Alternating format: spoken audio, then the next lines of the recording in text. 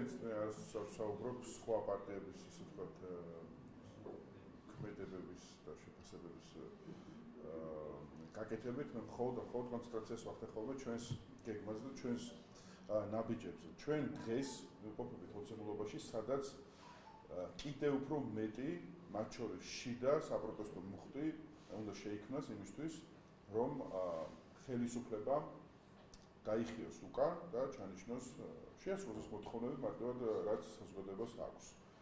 ამას რა თქმა უნდა ხელი უნდა შეუწყოს ასევე საგარეო ზეწოლამაც, მათ შორის სანქციების არეალის გაფართოებამაც და იმ პირთა შეყვანამაც ამ სანქციების ჩამონათვალში, რომლებიც დღეს არიან რეჟიმთან აფილირებული ან არიან რეჟიმის სპონსორები. აი ეს ორი ამოცანა დგას ჩვენი ორგანიზაციის წინაშე და რა თქმა უნდა ჩვენ ორივე მიმართულებით, როგორც ესე ვთქვათ, საგარეო წნეხის გაზრდის მიმართულებით, ასევე ქვეყნის შიგნით საპროტესტო მუხტის, საპროტესტო ტალღის, იმ ფორმით ტრანსფორმაციის, იმ ფორმების შემოტანის, რომელიც მაქსიმალურად ეფექტური იქნება მისთვის მიღწევის თვალსაზრისით, ვართ ორიენტირებული ცხადია. ეხლა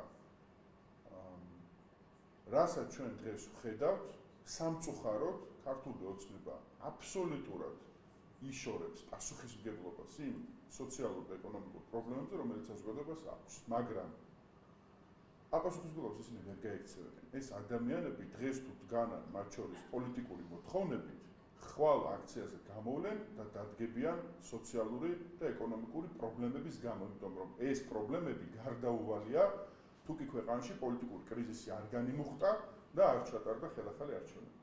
ამიტომ რა თქმა უნდა ჩვენ საზოგადოებასთან ერთად მომართული და ორიენტირებული ვართ მხოლოდ საზოგადოების დაკვეთის შესრულებით. რაც არის ორი ხო? ეს არის ჩვენი უკანონო პატიმრების გათავისუფლება და ეს არის ხელახალი არჩევნები. და რო ვისაუბროთ გეგმებთან დაკავშირებით ასევე თვითმმართველობის არჩევნებთან მიმართებით, როგორი არის თქვენი პოზიცია პირებს ვარაუდაციების? ოღონდ ეს შინაარსობრივად დღეს თვითმმართველობის არჩევნებზე საუბარი მხოლოდ და მხოლოდ შეიძლება იმსახურებოდეს ერთადერთ რამს, რომ დღის წესრიგიდან მოხსნან მაგალითად ისეთი საკითხი, როგორიც არის ჭიათურის შახტის დახურვა და 4000 ადამიანის და შესაბამისად 4000 ოჯახის შემოსავლის გარეშე დატოვება. როგორც არის მაგალითად ტყიბულიდან პოლიტიკური ნიშნით ადამიანების გათავისუფლება, ზესტაფონის ფეროშენადულთა ქარხის გაჩერება, ტურისტული ჩამორჩენილი სექტორი და დახურული ნახევრად სვანეთის სასტუმროები და კიდევ უამრავი ეკონომიკური და სოციალური პრობლემა, რომელიც ქვეყანაში არის. ისევე როგორც მთავარი პოლიტიკური დღის წესრიგი, რაც არის ხელახალი საპარლამენტო არჩევნები და არა თვითმმართველობის არჩევნები. ამიტომ ჩვენ ამ საკითხებზე არ ვისაუბრებთ, არ შევუწყობთ ხელს პროპაგანდას მარტივად. ჩვენ ვემზადებით ხალხის დაკვეთის შესრულებისათვის და ეს დაკვეთა დღეს არის საპარლამენტო არჩევნები. რომელიმე ოპოზიციურ პარტია მიიღო მაგალითად მონაწილეობა ამ თვითმმართველობის არჩევნებში, იქნება თუ არა საერთო ოპოზიციური აზრიდან გასვლა, თუ შეიძლება ისე ვიზიაროთ. კიდევ ერთხელ, ჩვენ ყოველ ჯერზე, როდესაც თქვენ დამისმოთ მე ამ შეკითხვას და ნებისმიერ შეკითხვას, რომელიც ემსახურება მიმდინარე დღის წესრიგის, რეალურად საქართველოს მოქალაქეებს რაც აწუხებს, მათ შორის პოლიტიკური დღის წესრიგი, მათ შორის ქვეყნის ოკუპაციის პრობლემა, რომელიც საერთოდ არც ერთ სამთავრობო მედიას არ უხსენებია, რა ხდება მაგალითად, ხო, როგორ ითხოვს რუსეთის ხელისუფლება დღეს საქართველოს ხელისუფლებისგან, ეგრეთ წოდებული ხელისუფლებისგან და ბიძინა ივანიშვილისგან პირადად საკუთარი დაპირების შესრულებას და ბუდიშის მოხდას და საზღვრების ესე ვთქვათ დემარკაციას და დელიმიტიზაციას. აი, სანამ ამ საკითხებზე არ დაიწყებთ საუბარს, არც ერთ თქვენთაგანს იმ კითხვებზე, რომელიც ემსახურება მიმდინარე ამ პრობლემების დღის წესრიგის გადაფარვას, მე არ იპასუხებ. ისმენ? ეს დავასუსტებ იმ შემთხვევაში, დავუშვათ რამდენიმე პოლიტიკურ პარტიას აქვს პირობა, ასე ვთქვათ, თუ ახალი არჩევნები დაინიშნება და პარტიები გათავისუფლდნენ. აი ამ შემთხვევაში შეიძლება ვთქვათ თვითმმართველობის არჩევნებზეცო. აი ამ შემთხვევაში გახალე საქართველოსთვის პოზიცია როგორია? დავასუსტებ, თუ დავუშვათ ერთად ჩაინიშნება საპარლამენტო არჩევნები და იმავე მალევე თვითმმართველობის არჩევნები. კიდევ ერთხელ. ჩვენ ბევრჯერ გვისაუბრია, ნებისმიერი არჩევნები, რომელზეც იქნება საუბარი, არის მნიშვნელოვანი შეცვლილ საარჩევნო გარემოში ჩატარდეს.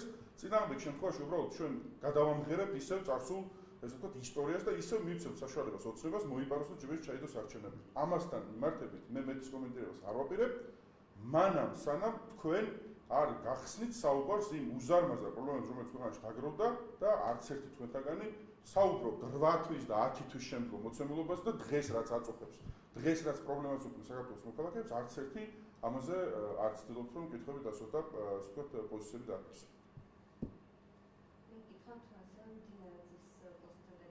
არ მეახერხებს მდინარეს პოსტი მითხარ ნორვეგია, ლიტვა და შვეიცარია, დიპსტეიტი და თუ დიპსტეიტს დაამარცხებს ამერიკა, ანუ უკვე დაავიწროვეს, დაარქვეს სახელი? ქვეყნები გამოვლენილი. Всё, დაასრულეს ესე. დამოუკიდებელ და არ მართებიან, ასე ვთქვათ, არიან დიპსტეიტის გავლენის ქვეშ და ვერ გავიგე. ანუ ეს კიდე ერთი არაფერი არ უწურობა. დიპსტეიტის ქვეყნები უკვე ვიცით რა. არა, ქვეყნები იცი, მაგრამ ეს არის ერთი ნაწილი. ხო გამოვიდა იყოს რომ ეს არამწურავი ლისტი არ არის.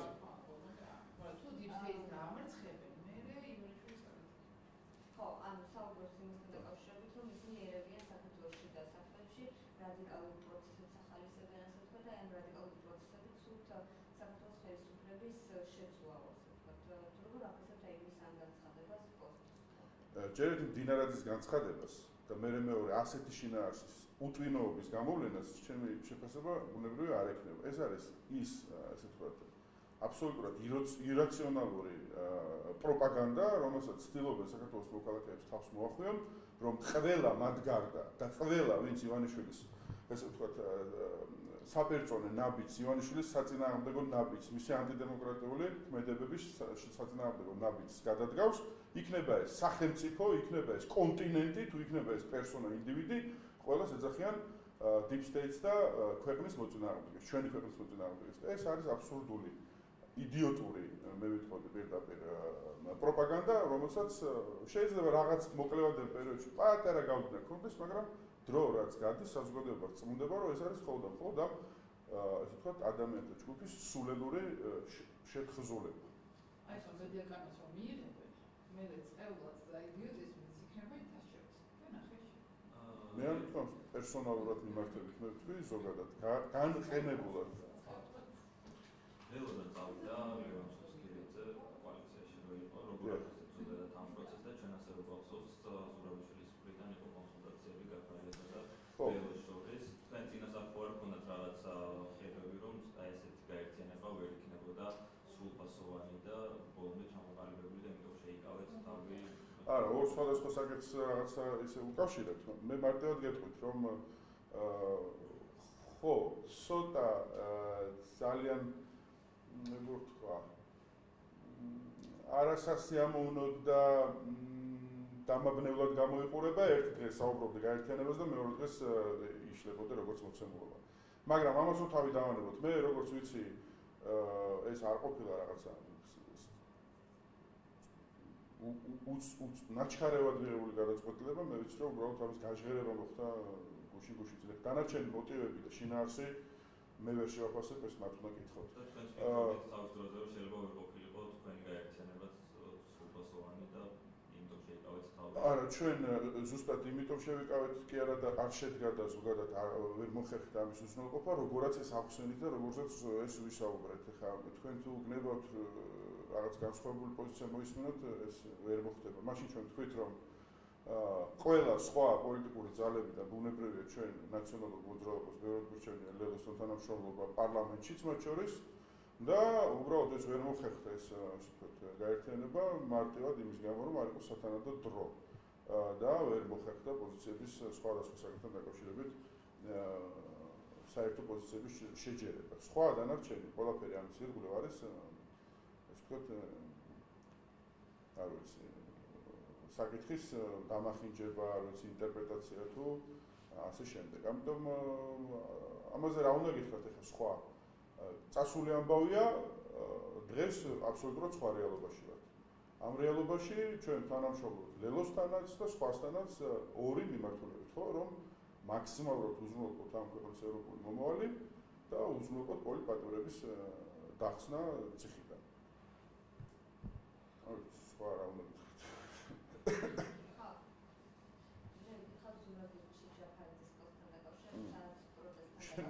მაგალითად ეს მოხვედი რა სოციალური პოსტები და ხუნძური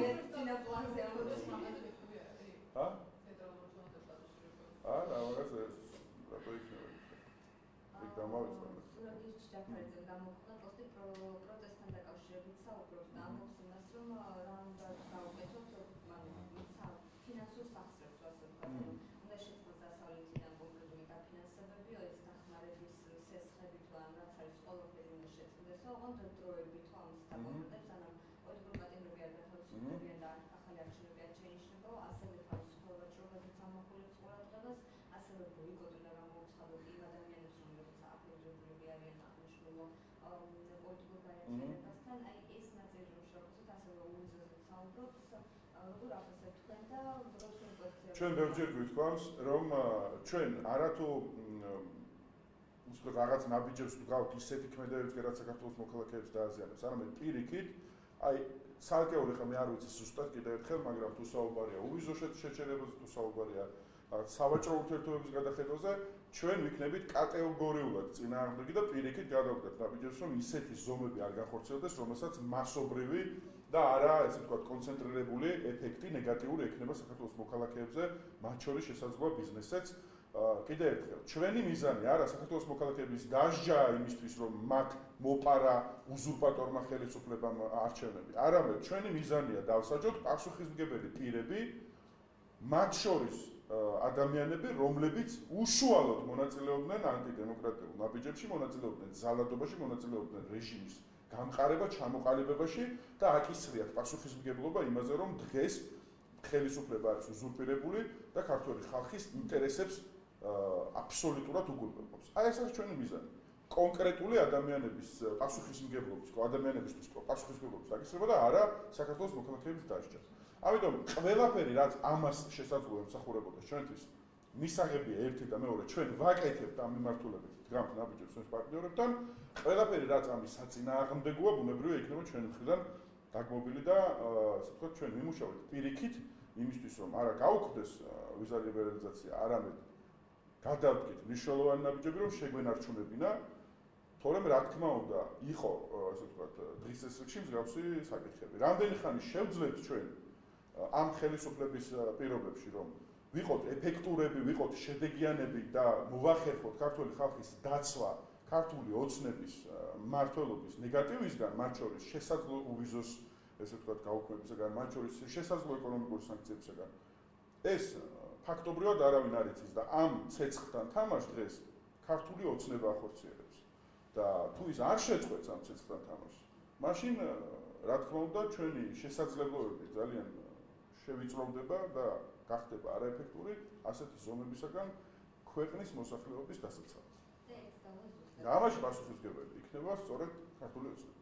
და ეს ზუსტად ზურგის შეხარიძე საუბრობს ერთიანი ბაზის შექმნას დაკავშირებით ანუ ასეთი პოსტები გამოდის რომ და გავუკეთოთ ელიტას. უნდა დავუდგენთ ყველას ვინაობა ასე ვთქვათ და გამოსაჯაროოთ ეს ბაზა შექმნათ. აი ამ ნაწილში არ ვიცი ახლა ჯაფარიძის ნაზრებში მე ვერ გავერკვევი და ვერ გავუწევ საზოგადოებას ასე ვთქვათ გიდის ფუნქციას, მაგრამ ერთი რამე შემიძლია კიდევ ერთხელ გავიმეორებ. ყველაფერი რაც შესაძლოა ითვალისწინებდეს უვარგისი ხელისუფლებისა და უზურპატორი ხელისუფლების პასუხისმგებლობის საქართველოს ხალხსა და მოქალაქეების თავზე დაკისრებას ჩვენ ამას არ მივესალმებით. ჩვენი მთავარი ამოცანაა პასუხისმგებლობა დაეკისროს ადამიანებს იმ პირთა ჯგუფს, რომლებიც უშუალოდ მონაწილეობდნენ ამ ქვეყნის ფაქტობრივად დემოკრატიულ ინსტიტუტების გაჩანაგებაში და ამ ქვეყნის ფაქტობრივად ხელისუფლების უზურპაციაში. დინარაძის თემას უნდა უკვე დავუსწრებთ რაღაცას ამიტომ გამოცხადოთ რომ ის დამოკიდებულება რაც ბალტიის ქვეყნების და სკანდინავიის ქვეყნების მხრიდან იყო მართული იყოს და რამე კონკრეტულ იმას ემსახურებოდეს.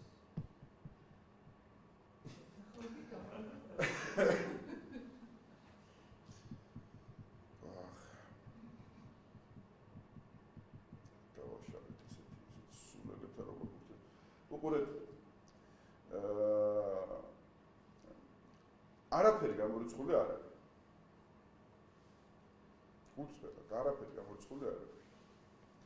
აი ამ ლოგიკასაც რომ მივყვეთ, რომ ნამდვილად შესაძლოა რაღაცა ქვეყნები, რაღაცა ადამიანები იყვნენ მართული. როგორ შეიძლება ყველა ცდებოდეს მდინარეების გარდა? აი დაფიქრეთ უბრალოდ. აი ყველა მართულია დედამიწის ზოლზე. აი ყველა, აბსოლუტურად.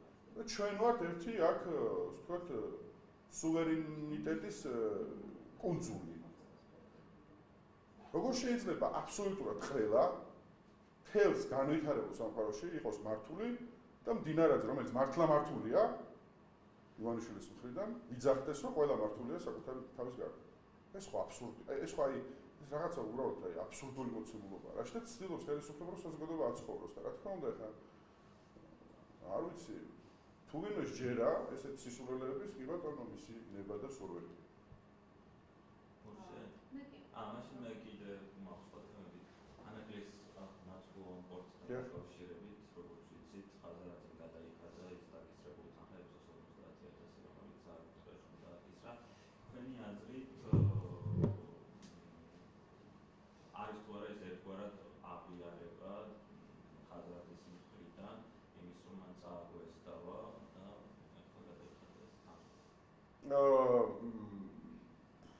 სასამართლოს კანონიერი განაჩენის ასე ვთქვათ დამორჩილება და არის თუ არა ეს ერთგვარად აღიარება ეხლა თქვენ ძალიან კარგად იცით და თუ არ იცით ბევრი მასალა შეგიძლიათ ამოწიოთ თქვენი არქივებიდან ჩვენი დამოკიდებულებისა ხაზარაძის და ზოგადად ანაკლიასის საკითხთან დაკავშირებით ამ ნაწილში რა თქმა უნდა ხო თქვენ იცით რომ წლების მანძილზე მიდიოდა ჩვენი გუნდის მიმართულებით ცილისწამება მიდიოდა ჩვენი გუნდის მიმართულებით რა ვიცი ლანძღვა დაბრანება, ტყუილების მოგონება, რომ ჩვენ თითქოს რაიმე ნეგატიური როლი შევასრულეთ ანაკლის პროექტის განხორციელების თუ ვერ განხორციელების ნაწილში. საერთაშორისო არბიტრაჟი დადასტურდა, რომ ესე არ იყო და ნუ ახლა ამ ადამიანმა წააგო ბუნებრივი ეს დავა და ცხადზე ცხადია, რომ ჩვენ გქონდა აბსოლუტურად ლეგიტიმური საფუძველი, რომ მთელი ამ წლების მოთმინება ეხლა ესე ვთქვათ დაგვებრუნებინა მათ შორის გამოვიყენებოდა პოლიტიკურად. ჩვენ ეს არ გაგვიკეთებია. ამიტომ ეხლა თქვენი ცდილობა რომ ჩვენ ასე ვთქვათ რაღაცნაირად დღეს ამითი პოლიტიკური სპეკულაცია მოახდინოთ, არ მოახდინოთ ბუნებრივი ამით პოლიტიკურ სპეკულაციას. რა თქმა უნდა, სუფთა სამართლებრივ კონტექსტში ხაზარაძემ დავა წააგო და ამის წაგებულის პოზიციიდან მოახდინა ის ხედავები, რასაც ითვალისწინებდა სამართლებრივი ასე ვთქვათ მოცემული. ასევე სირიის უსაფრთხოების ძალებმა ასობით სირიის ხო? ასობით დანაშაულ ადამიანს მოკლეს და ეს არის ხელისუფლება, რომელიც იყო დასავლეთის მხრიდან და ზოგიერთი ქართული ოპოზიციონერის მხრიდან მხარდაჭერილი და ეხლა მოვლენების მეც სირიის ვინ იყო მხარდაჭერილი? ვერ გავიგე რას ვიკითხე. სირიის ახალი რეჟიმის ახალი ხო, გავიგე ხო. შემდეგ და ეხლა არავინ არ გაგვდის და არავინ არ აკეთებს განცხადებას და არავინ არ მოსწდა ჩუმადარისო და აგერ მე შემიძლია ძალიან კაფეოდ დავგმო ნებისმიერი ძალადობრივი ქმედება, მათ შორის ვინც არ უნდა იყოს მისი მხრიდან. არ ვიცი რა მხარდაჭერაზეა საუბარი, ჩვენ გქონდა ერთი ძალიან პრაგმატული ინტერესი, რომელიც ჩვენ სახელმწიფოსაც უნდა გქონოდა და ჩვენ ვთქვით, რომ რადგან რეჟიმი შეიცვალა სირიაში, არა აქვს მნიშვნელობა კიდევ ერთხელ, ხო, ესე ვთქვათ რა ტიპის ქმედებებს განახორციელებს ახალი რეჟიმი. ჩვენი მთავარი მიზანი აქვს ჩვენი ქვეყნის ინტერესების დაცვა. ჩვენ არა ვართ სირიის წარმომადგენლები და სულ არ გვაინტერესებს, ხო, იქ რა ხდება, თუ ამას ჩვენზე გავლენა არ აქვს და რა თქმა უნდა ამას ჩვენზე გავლენა არ აქვს. ხა თქვენ რა ფაქტებსაც მეუბნებით, ხო? მაგრამ ჩვენზე გავლენა აქვს იმას, რომ სირიის ახალმა წარმომადგენლებმა თუ ხელისუფლებმა თუ ვინც შეიცვალა, უკან წაიღონ აღიარება ჩვენი ოკუპირებული ტერიტორიების. ესაა ჩვენი პრაგმატული ინტერესი და რა თქმა უნდა ჩვენ ამ პრაგმატული ინტერესიდან გამომდინარე მიმართეთ, საჯაროდაც მოუწოდეთ, შესაბამისი ისე ვთქვათ მიმართვაც განახორციელეთ და ველოდებით და იმედი გვაქვს, რომ ისინი მოახდენენ ამ ასე ვთქვათ აღიარების უკან გაწყვეტას. ეს არის ჩვენთვის ამ შემთხვევაში მთავარი თუ რაიმეზე შეიძლება ვისაუბროთ სირიასთან დაკავშირებით, უნდა ვისაუბროთ ამ საკითხზე. სხვა ყველაფერი, აი სამარცხვინოა უბრალოდ კიდევ აი ამ საკითხის სირიის ახალი ხელისუფლების პოლიტიზირებისთვის გამოყენება და ოპოზიციის დესტრუქციულად წარმოჩენისთვის გამოყენება. მაშინ, როდესაც ხელისუფალი ხარ, რომელსაც არც ერთი ნაბიჯი არ გადაუდგავს სირიას რომ წაიღო უკან აღიარება. უფრო მეტიც, ისეთი სულელური იდიოტური ნაბიჯები გადადგი წინასაარჩევნოდ, რომ დღეს ფასს გადაგახტევინოს ცდილობს ოკუპანტის სახელმწიფო, მათ შორის იმით, რომ მოახდინო და შეასრულო წინასაარჩევნო დაპირება ქართულ ოცნებას გულისხმობ შემთხვევაში და მოიხადოს ბოდიში მაგალითად რუსეთის და ოკუპანტის სახელმწიფოს წინაშე. ასევე გადადგას ნაბიჯები საზღვრის დემარკაციასთან, ეგრეთ წოდებული საზღვრის დემარკაციასთან დაკავშირებით. რაც ნიშნავს ფაქტობრივ ანექსიას. რაც ნიშნავს შენს მიერ აღიარებას ამ ეგრეთ წოდებული ესე ვთქვათ სახელმწიფოების, ხო? ოკუპირებული ტერიტორიების.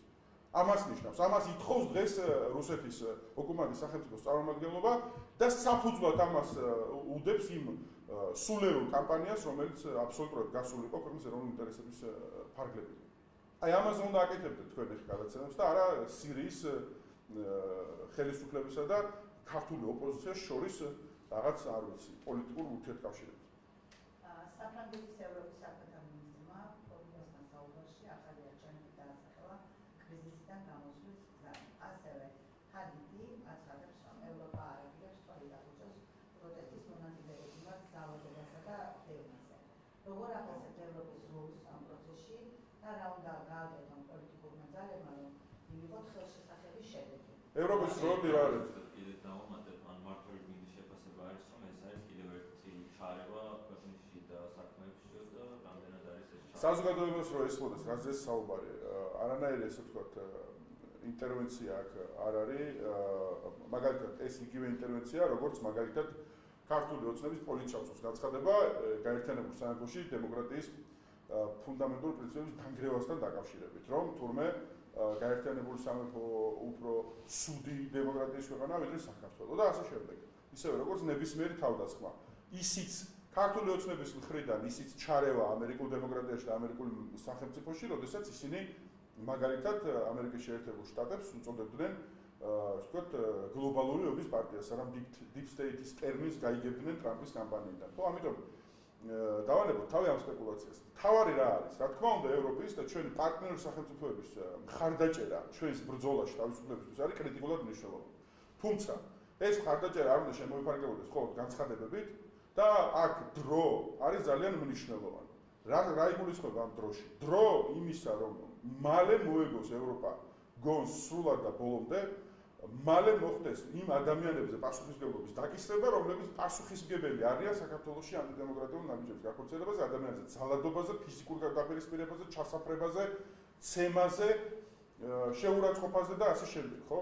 სტუდენტების ჩაგვრაზე, 50,000 ლარით, ესე ვთქვათ, დაჯარიმებაზე, სტუდენტების და მოსწავლეების მათი სტატუსის შეწყვეტაზე, აი ამ ადამიანებზე მოხდეს პასუხისმგებლობა. მაგრამ აქ არის დრო მნიშვნელოვანი და დროულად ეს განცხადებები უნდა გადაიზარდოს კონკრეტულ ქმედებებში, კონკრეტულ სანქციებში, კონკრეტულ ნაბიჯებში ამ ადამიანებისთვის პასუხისმგებლობის დასაკისრებით. კიდევ ერთი კითხვა აქვს, სროლა იყო გუშინ ბედიაშვილზე, თქვენი ოფისის მიმდებარედ, ჩატარდა საგამოძიებო მოქმედებები, თუმცა ამ დრომდე დაკავებული არ არიან. ზოგადად მოხდიდან მსგავსი ინციდენტები და რაზე მეტყოლებს ეს ვითარება იმ ფონზე, როდესაც ოცნების კრიტიკოსების მიმართ მიმდინარეობს დევნად ხალხა. ეს მეტყოლებს იმაზე, რომ ადამიანები უბრალოდ ასე ვთქვათ ვეღარ გრძნობენ და ვეღარ განიცდიან სამართლიან წესრიგს ქვეყანაში. ეს მეტყოლებს იმაზე, რომ ადამიანებს უბრალოდ იმის გამო, რომ ხელისუფლება საერთოდ არ ადარდებს, არც დანაშაულის დონე, მაგალითად, მაშინ, როდესაც ჩვენ გქონდა ამის შესაძლებლობა და შინაგან საქმეთა სამინისტროში გიორგი კახარი იყო მინისტრი, თვეობით და წლობით დამალული სტატისტიკის გამოქვეყნება დავიწყეთ. ეს იყო უზარმაზარი პროგრესი, წინ გადადგმული ნაბიჯი, იმიტომ რომ ნებისმიერი პრობლემა, მათ შორის დანაშაულის პრობლემა, რომ მოუგვარო, ჯერ უნდა დაინახო და აღიარო. ყოველთვიური გამოქვეყნებიდან აგერ რაღაცა უკვე 2 წელია უკვე შინაგან საქმეთა სამინისტრო ჯერ გადავიდა მე მგონი სამთოში ერთხელ გამოქვეყნებაზე, ეხლა საერთოდ აღარ აქვეყნებს, მე თუ სწორად მახსოვს. ყოველ შემთხვევაში ის რაც პროგრესი მივახცეთ, იმისთვის რომ დაემალათ უბრალოდ დანაშაული როგორ იზრდება, მოახდინეს აი ამ ასე ვთქვათ გადაწყვეტილებების რევერსი. აი ეს ხდება. დანაშაული იზრდება, უზარმაზარი პრობლემაა ნარკომანიის მიმართულებით, უზარმაზარი პრობლემაა ძალადობის მიმართულებით და ის რასაც უყურებენ ადამიანები, რომ აბსოლუტურად დაუცველობის, აბსოლუტურად უწესრიგობის ასე ვთქვათ მოცემულობას ქმნის ხელისუფლება, გავლენას ახდენს ზოგადი ასე ვთქვათ დანაშაულის მაჩვენებელზეც ყველა მიმართულებით. ადამიანები უბრალოდ თავს ამ ქვეყანაში ვეღარ გრძნობენ უსამართლოდ. და ეს გამოჩნდა კიდევაც ხო აგერ ეხა, რა ვიცი, ხალხს თავის სახლში სამზარეულოში ისხდნენ და შეუვარდათ ეს არ არის ეხა პირველად ესეთი რამე არ მომხდარა, მაგრამ ზოგად განცდასთან მიმართებით ეს აღსანიშნავი ფაქტია და ადამიანები ქუჩაში აღარ გზნობენ თავს უსაფრთხოდ. იმიტომ რომ არავინ არ იცის რა დროს შეიძლება მოძალადე ხელისუფლება, სხვისი კი არა, ხელისუფლების შიში აქვს, არავინ არ იცის თუ თავის პოზიცია დააფიქსირა Facebook-ზე პოსტი დაწერა, მით უმეტეს თუ აქციაზე გამოჩნდა და ასე შემდეგ. ეშინია უკვე არა სხვა ადამიანის მხოლოდ, არამედ საკუთარი ხელისუფლების, რომ თავს არ დაესხოს ქუჩაში. არც ემოს და არ გაუწორდეს უგანაჩენად. Всё?